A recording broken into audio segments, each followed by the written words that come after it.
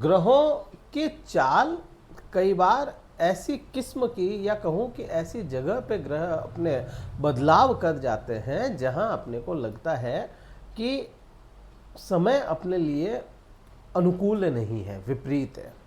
लेकिन हमें केवल उस अवस्था के ऊपर ही नहीं, उसके मैत्री भाव पे भी अपने को समझना पड़ेगा कि अपने लिए वह मैत्री भाव रखते हैं या नहीं रखते हैं। जो प्लैनेट अच्छी पोजीशन में नहीं है, चीज़ें तो समझनी पड़ेगी, तभी अपने को आने वाले समय का अनुमान लगा सकते हैं अपन कि अच्छा होगा या बुरा होगा या कैसा भी होगा। बात मैं कर रहा हूँ अगस्त महीने की, मकर राशि वाले जातकों पे क्या प्रभाव होंगे जब ग्रह बदल रहे हैं। नमस्कार मित्रों, मैं भानु प्रकाश शर्मा, एस्ट्रो भानु शर्मा चैनल में आपका हार्दिक अभिनंदन करता हूँ। अगस्त महीने में कुछ बदलाव हो रहे हैं और बड़े महत्वपूर्ण बदलाव हैं। आपके पंचमेश शुक्र ग्रह पहला ही बदलाव करेंगे, और पहले ही बदलाव में शुक्र ग्रह का बदलाव जो हो रहा है वह हो रहा है आपके भाग्य भाव में। पंचमेश भाग्य भाव में जा रहे हैं। अब यहाँ पे भाग्य भाव आपका क्या बनता है? कन्या राशि। कन्या राशि में शुक्र ग्रह निम्न स्थान के होते हैं, या कहते हैं आम बोलचाल की भाषा में नीच के हो जाते हैं। अब नीच का होना या ये मैं नहीं समझता, मैं इतना समझता हूँ कि ये निम्न स्थान कहा गया है, मीन्स यहाँ पे बहुत ज़्यादा कंफर्टेबल शुक्र ग्रह नहीं होंगे कन्या राशि में। ओके, अब उसी में आप देखो इसी समय में गुरुदेव बृहस्पति हैं, वो उच्च के हैं।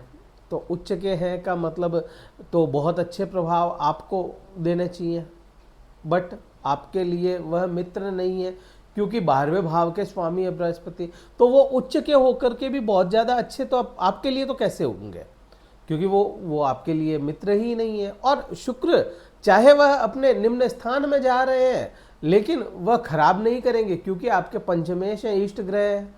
अब समझना यही है अपने को कि शुक्र जो है वह क्या प्रभाव लाएंगे। अब शुक्र जो है, सीधा सिंपल फंडा पकड़ो कि भाई 5वें का स्वामी, इसने संबंध का बनाया, भाग्य से बनाया। ठीक है, इस समय में आपका भाग्य अभी के समय में बहुत अधिक साथ नहीं दे रहा, मकर राशि वाले जातकों का समझ में आता है, लेकिन आपके भाग्य से इस समय कुछ रास्ते ऐसे खुल जाएंगे जो आने वाले समय में आपको सपोर्ट कर जाएंगे।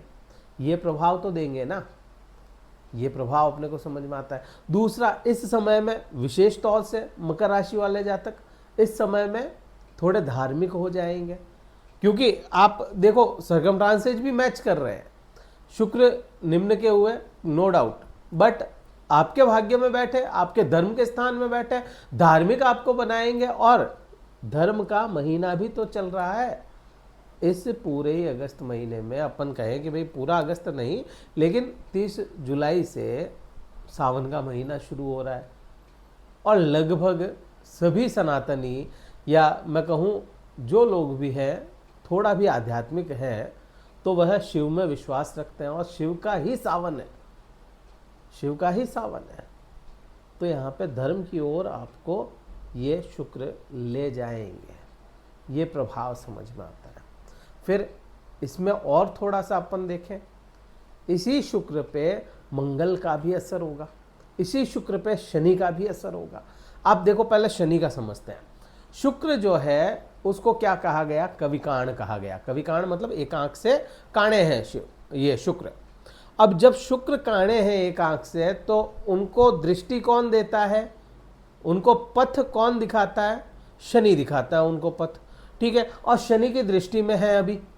तो कुल मिलाकर के यहाँ पे जब शनि और शुक्र की दृष्टि संबंध बन जाए, और शुक्र जहां नीच के बैठे हैं वहां से देखेंगे किस भाव को? जहां पे उच्च के होंगे उसी भाव को तो देखेंगे, और बृहस्पति जहां उच्च के हैं उसी भाव को देखेंगे अपनी 7वीं दृष्टि में, जहां नीच के होते हैं। ये एक सत्य है, इसको बदला नहीं जाता ना। तो वैसे ही जो तीसरा भाव है वो एक्टिव होना है अभी।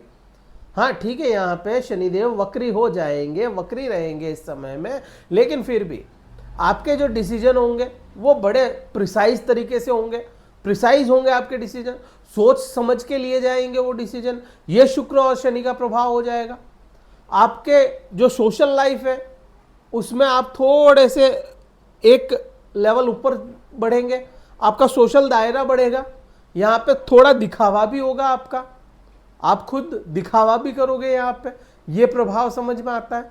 फिर यहाँ पे मंगल की मैं बात करूं, जो मंगल 2 अगस्त को बदल रहा है। 1 तारीख को शुक्र परिवर्तन कर रहे हैं, 2 अगस्त को मंगल ग्रह परिवर्तन कर रहे हैं। मंगल ग्रह को देखो या समझे, मंगल ग्रह आपके लिए क्या है। मंगल ग्रह को देखोगे, एक तो लाभ का स्वामी है, आपके सुख का स्वामी है। अब सुखेश और लाभेश जाकर के कहां बैठ गए, आपके 6ठे भाव में, रोग ऋण और शत्रु। अब इस समय में सुख के लिए ऋण लेना पड़ जाए, इस समय में लाभ के लिए शत्रु बनाने पड़ जाए, यह प्रभाव समझ में आता है अपने को। इसी समय में आपको उच्च रक्तचाप की शिकायत भी आ सकती है, क्योंकि मंगल का 6ठे भाव में आ जाना ही अपने आप में आपको उच्च रक्तचाप दिखाता है, मीन्स हाई ब्लड प्रेशर। ठीक है, फिर यहां पे ये मंगल जो है इसका प्रभाव और अगर समझा जाए तो और समझा जाएगा इसका मंगल की दृष्टियों में। मंगल की जो चौथी दृष्टि है वो कहां जाएगी, शुक्र ग्रह पे। मंगल क्या है, अग्रेशन है। शुक्र क्या है, ऐश्वर्य है। आपका ऐश्वर्य या आपका आराम जो है उसमें कहीं ना कहीं आपके मंगल ग्रह अग्रेसिव कर देंगे, आपको उसकी तलब लगेगी, उसकी भूख बढ़ेगी, किसकी, ऐश्वर्य की या कहें अपने आराम की। और आराम या सुख का कारक खुद मंगल है। जब वो खुद शुक्र को देखेगा तो वो क्या करेगा, उसकी तलब बढ़ाएगा, और तलब बढ़ाएगा तो वो चीज कहीं ना कहीं मिलती हुई भी नजर आएगी। यहाँ पे ये प्रभाव हो गए। फिर आप देखो मंगल ग्रह को ही, मंगल ग्रह 6ठे भाव में बैठे हैं, और 6ठा भाव क्या है, सेवा का भाव है। शुक्र कहाँ बैठे हैं, धर्म के भाव में बैठे हैं। तो मंगल अग्रेसिवली आपसे सेवा करवाएगा, आउट ऑफ द बॉक्स आपसे सेवा करवाएगा। जो कभी आपने किसी के लिए कोई सेवा नहीं की थी वो सेवा भी इस समय में करवा दे ये मंगल यहाँ पे। तो ये प्रभाव अपने को समझ में आते हैं। अब यही भाव जो है सेवा है, सेवा को आप इंग्लिश में क्या बोलोगे, जॉब। चाहे आप पैसा ले रहे हो लेकिन जॉब तो है। मंगल क्या, अग्रेशन है। मंगल क्या, लाभ का कारक है आपके लिए। अब लाभ का कारक जब जॉब को देखेगा तो आपको जॉब में कहीं ना कहीं आपको उलझा करके रखेगा। जॉब में इतना उलझा दे, अपने लाभ के लिए इतना उलझा दे कि आपका थोड़ा सा माइंड या कहूं कि आपका समय जो है ना वो कम पड़ जाए आपको, और उससे आपको लाभ मिलेगा। तो जॉब को लेकर के भी यहाँ पे कोई बहुत बहुत बेकार स्थितियां नहीं है। अब फिर अपन आगे बढ़े, अगला परिवर्तन राहु का होगा। राहु का है, 2nd हाउस में बैठे हैं। अभी इस महीने पूरे मंगल खेल रहे हैं। आप देखना, इसको पूरे अच्छे से समझोगे ना, इस वीडियो को क्लियर समझ में आएगा। राहु कहां जाएंगे, नक्षत्र बदलेंगे। नक्षत्र कौन सा होगा, धनिष्ठा होगा। और धनिष्ठा नक्षत्र किसका है, मंगल का नक्षत्र है। दृष्टि राहु की मंगल पे ही है। तो कहीं ना कहीं ये महीने को मंगल ही अपने हाथ में घेर रहे हैं आपके। ठीक है, अब यहां पे जब राहु का प्रभाव अपन समझें, राहु 2nd हाउस में, वाणी के भाव में। देखो राहु के लिए मैं बहुत ज्यादा बात नहीं कर रहा, लेकिन फिर भी थोड़ी ही अगर करूं तो सिर्फ एक इतना सा जरूर मैं कह सकता हूं, आपकी वाणी में अग्रेशन तो रहेगा लेकिन डिप्लोमेसी भी आएगी आपकी वाणी में। आपको यहाँ पे राहु धन की भूख भी बढ़ाएगा और धन हाथ में ला करके भी देगा, क्योंकि मंगल जो है इस महीने इसी भाव में रहेंगे, 6ठे भाव में रहेंगे, सेवा के भाव में रहेंगे, इन्वेस्टमेंट के भाव में रहेंगे। तो कुछ ना कुछ आपके दिमाग से आप है ना कुछ हटके इन्वेस्टमेंट भी कर सकते हैं। ये प्रभाव समझ में आता है। फिर अगला परिवर्तन आप देखो, अगला परिवर्तन जो होगा बुध ग्रह का होगा। अब बुध ग्रह की स्थिति को समझो। बुध ग्रह 2 बार परिवर्तन कर रहे हैं, 2 बार, एक तो 5 तारीख को, दूसरा 22 तारीख को। 5 तारीख को जो परिवर्तन होगा वो कहां पे होगा, आपके 7वें भाव में। अब यहीं पे बृहस्पति उच्च के होकर बैठा, शत्रु है, नो डाउट समझ में आता है, शत्रु है, लेकिन केंद्र भाव में। ठीक है, केंद्र में बैठा हुआ बृहस्पति कई सारे दोषों को खत्म करता है। ठीक है, फिर सूर्य, वो भी तो यहीं पे रहेंगे। सूर्य 17 तारीख तक आपके 7वें भाव में रहेंगे। अब गुरु, सूर्य और बुध, ज्ञान, आत्मविश्वास और बुद्धि जब एक साथ सातवें भाव में बैठ जाए, ये भाव पति पत्नी का भाव है। अगर यहां पे इस समय में आप आत्मविश्वास को, मैं क्योंकि सूर्य जो है वह है ना अहंकार का भी कारक है, अहंकार या ईगो ना आए इस समय में पति पत्नी के आपसी संबंध में, तो यह समय बहुत अच्छा चला जाएगा आपके दोनों के लिए, पति के लिए भी पत्नी के लिए भी, क्योंकि ये भाव व्यापार का भाव है। अब ये जब व्यापार का भाव है और यहाँ पे अगर ज्ञान मिले, बुद्धि मिले और आत्मविश्वास मिले, तो व्यापार में कहीं ना कहीं ग्रोथ मिलेगी या नहीं मिलेगी, इतना सा अपने को समझ में आना चाहिए कि भाई आत्मविश्वास भी मुझ में, वो अति आत्मविश्वास नहीं होना चाहिए। आत्मविश्वास भी मुझ में है, बुद्धि मेरे में है इतनी कि मैं भला बुरा सोच सकता हूं, और ज्ञान मुझ में है कि मैं इस काम को ऐसे करूंगा तो मैंने जानता हूं मैं ये ठीक होगा, तो फिर व्यापार में वृद्धि होगी या नहीं होगी, ये तो अपन को समझ में आ ही गया।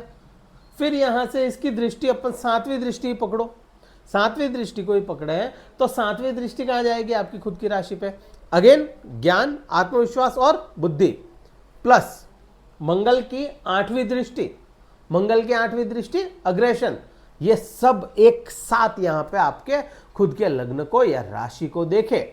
अब यहां पे आप देखो मंगल क्या होते हैं, उच्च के होते हैं। मैंने क्या कहा, ऑब्वियसली बात है कि आमने सामने की दृष्टि में जहां कोई नीच का होगा तो वहां पे उच्च का वो सामने की दृष्टि में होगा, तो गुरु यहां पे नीच के होते हैं, तो अपने को अग्रेशन तो मिल जाएगा, लेकिन वो ज्ञान जो है ना, वो ज्ञान एक्सेस इतना हो जाए या ज्ञान का अहंकार नहीं होना चाहिए इस समय में। अगर वो हुआ तो मकर राशि वाले जातक जो अभी आप खड़े हो ना जिस पोजीशन पे, 2 कदम पीछे भी हो सकते हो। अगर अहंकार और ज्ञान का अहंकार आ गया तो आप में प्रॉब्लम आ सकती है, क्योंकि मंगल जो है वो अग्रेशन तो देंगे, तो अपने को ईगो को साइड में रख के अपने ज्ञान से समझना पड़ेगा और कुछ चीजें सोच समझ करके आगे कदम बढ़ाने पड़ेंगे।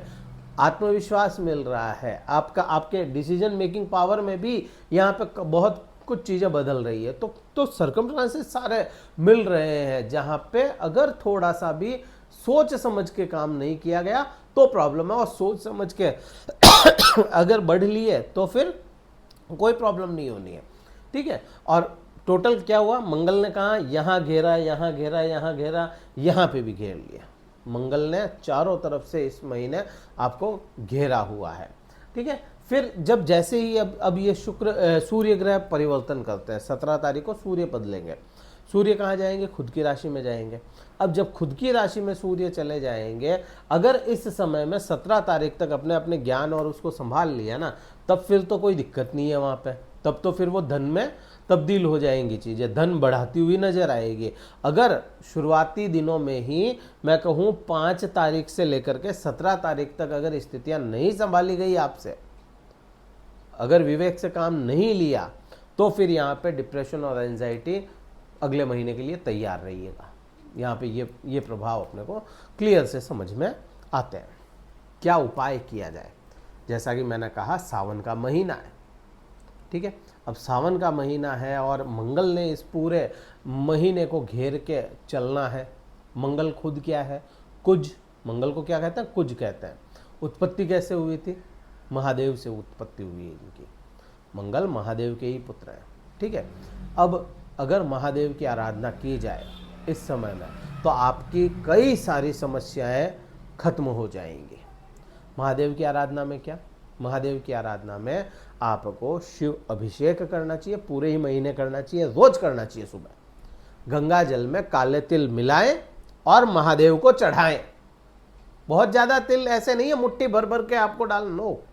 गंगा जल आपने जो लिया उसमें थोड़े से बिल्कुल थोड़े से तिल डाल दो और वो जल चढ़ाओ महादेव को। ओम नमः शिवाय, ओम गंगाधराय, कोई भी मंत्र जो आपको अच्छा लगे वो मंत्र का जाप करो, आपको करना ही चाहिए, ठीक है। और ये वीडियो कहीं ठीक लगे लाइक कर देना, शेयर कर देना, सब्सक्राइब कर देना चैनल को। और कुंडली विश्लेषण करवाना चाहते हो, डिस्क्रिप्शन में कार्यालय नंबर है, व्हाट्सएप मैसेज द्वारा संपर्क करके अपना स्लॉट बुक करवा के फिर मुझसे बात कर सकते हो। इस वीडियो में इतना ही था। जय हिंद, वंदे मातरम, भारत माता की जय।